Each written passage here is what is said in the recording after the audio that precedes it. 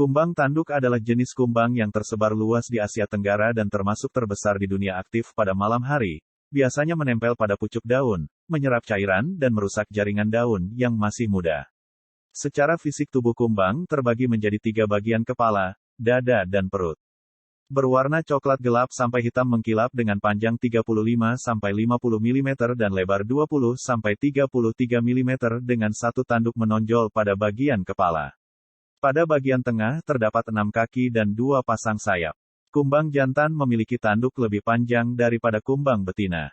Kumbang jantan dapat dibedakan lebih akurat dengan ujung ruas abdomen perut, sementara kumbang tanduk betina memiliki rambut. Kumbang tanduk betina bertelur dan berkembang biak di berbagai tempat antara lain tempat sampah, daun-daun yang telah membusuk, daun-daun yang telah mengering dan cercahan sampah kayu dari palem, pupuk kandang atau kompos batang kelapa yang telah membusuk, dan serbuk kayu yang dekat dengan pohon kelapa. Data dari Pusat Penelitian Kelapa Sawit, PPKS, menyebutkan batang kelapa sawit dan kelapa yang membusuk adalah tempat terbaik untuk hidup larva kumbang tanduk. Seekor kumbang betina mampu bertelur sebanyak 35-75 butir atau lebih. Larva kumbang tanduk berwarna putih kelabu. Siklus hidup kumbang tanduk bervariasi tergantung pada habitat dan kondisi lingkungan. Iklim kering dan kondisi sedikit makanan akan merusak perkembangan larva yang hanya bertahan selama 14 hari. Kumbang ini mempunyai mandibula, sepasang bagian mulut yang digunakan baik untuk menggigit atau memotong dan memegang makanan, yang kuat dan cocok untuk melubangi pohon. Biasanya ketika mereka menemukan kelapa yang sesuai akan mulai merusak tanaman tersebut. Kumbang tanduk merusak tanaman kelapa dengan cara menggali ke pusat pucuk tanaman, titik tumbuh, dengan kaki mereka tarsi, yang memiliki barisan duri yang tajam. Kumbang merupakan serangan yang memiliki jumlah spesies yang paling banyak di antara serangga lainnya.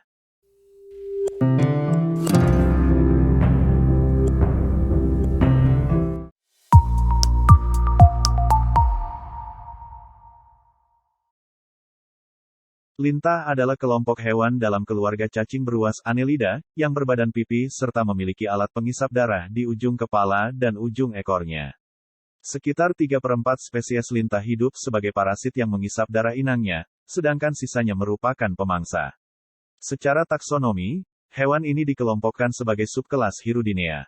Hewan ini berkerabat dengan Oligochaeta, seperti cacing tanah, yang sama-sama memiliki tubuh lunak, berotot, beruas, dapat memendek serta memanjang, memiliki klitelum, serta bersifat hermafrodit.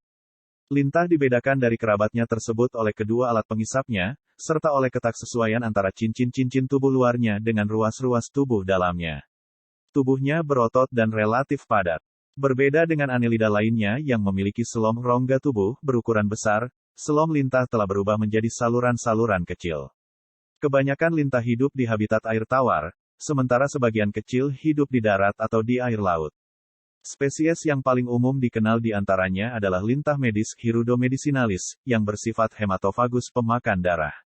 Spesies ini melekatkan pengisapnya di tubuh inang, lalu mengeluarkan senyawa peptida bernama hirudin untuk mencegah penggumpalan darah sebelum mengisapnya. Spesies ini memiliki rahang untuk menembus kulit inangnya, sedangkan sebagian spesies lain memiliki probosis semacam belalai yang dapat dijulurkan dan menusuk kulit seperti tombak.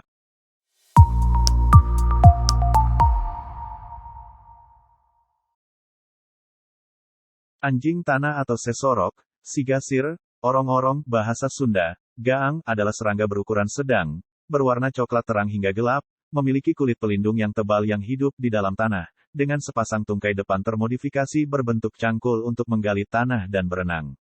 Orang Jawa menyebutnya orong-orong, di tanah Sunda disebut gaang, sementara dalam bahasa Toba disebut singke. Dalam bahasa Inggris dikenal sebagai mole cricket, atau jangkrik tikus mondok. Semua anggotanya termasuk dalam keluarga Grylotalpidae. Serangga yang kadang-kadang ditemukan berlari cepat di sudut pekarangan ini dapat pula terbang hingga sejauh 8 km dalam musim kawin. Hewan muda memiliki sayap yang pendek. Hewan ini aktif pada malam hari, nokturnal, dan pada musim dingin melakukan hibernasi. Pada musim kawin hewan ini dapat menghasilkan suara melalui mekanisme mirip jangkrik, dengan organ stridulasi, tetapi dengan suara yang jauh berbeda. Suaranya bersifat monoton, tanpa jeda, dan amat mengganggu pendengaran. Bila lubang persembunyiannya didekati, ia akan berhenti bersuara namun akan memulai lagi begitu merasa gangguan berlalu. Anjing tanah memakan segala, meskipun pada dasarnya ia adalah karnivora. Menunya adalah larva-larva serangga lain atau cacing. Bila kekurangan makanan, ia akan memakan akar dan rumput-rumputan. Akibat tindakan yang terakhir ini, anjing tanah kadang-kadang digolongkan sebagai hama tanaman.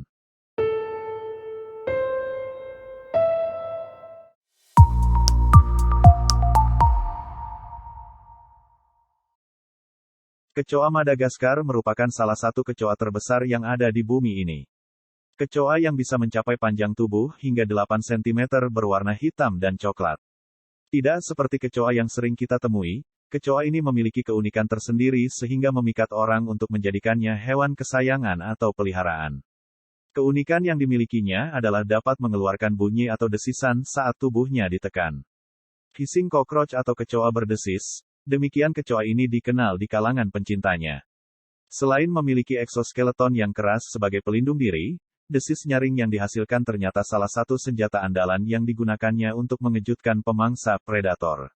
Sebagai makhluk prasejarah yang tidak banyak bermutasi bentuk, kecoa ini berasal dari hutan Madagaskar yang terletak di sebelah timur Afrika.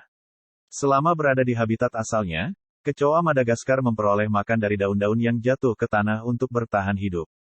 Secara tidak langsung kotoran yang dikeluarkan kecoa ini memberikan dampak pada kesuburan hutan. Temperatur hutan Madagaskar yang tidak menentu membuat kecoa ini dapat bertahan dalam kondisi suhu atau temperatur apapun. Namun, saat musim kawin, suhu sebesar 85 derajat Fahrenheit suhu paling tepat diberikan di lingkungannya. Ketahanannya untuk hidup dalam kondisi apapun membuat kecoa ini semakin digemari sebagai hewan kesayangan. Memelihara hewan ini tidak sulit ataupun merepotkan.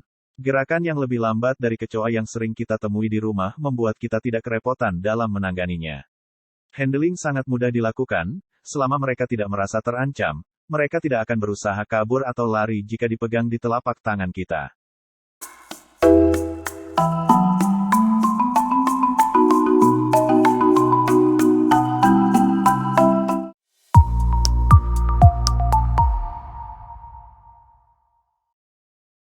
Ulat bulu, hewan mungil yang keberadaannya mudah ditemukan di Indonesia, kerap dianggap sebagai hama yang mengganggu tanaman. Tak hanya itu, bulunya pun sudah terkenal dapat menyebabkan gatal dan ruam yang menyakitkan bagi sebagian orang.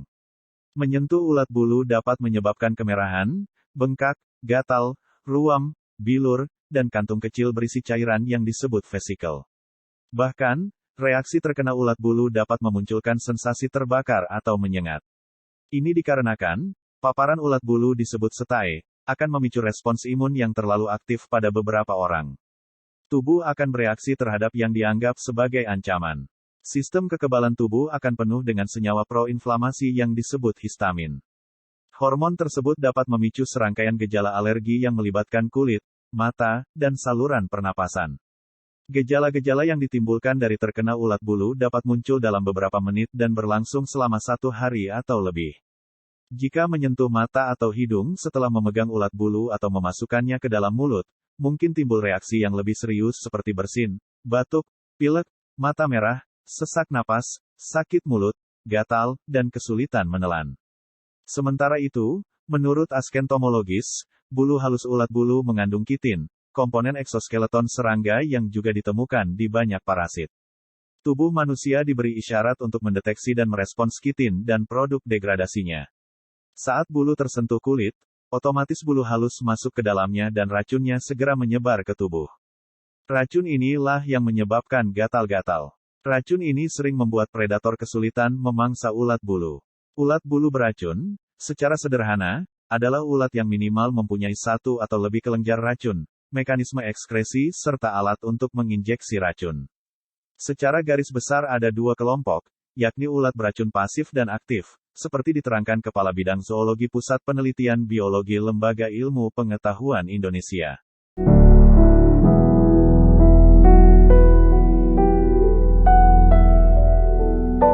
Terima kasih telah menonton video ini dan tunggu video saya selanjutnya. Jangan lupa like, share, dan subscribe.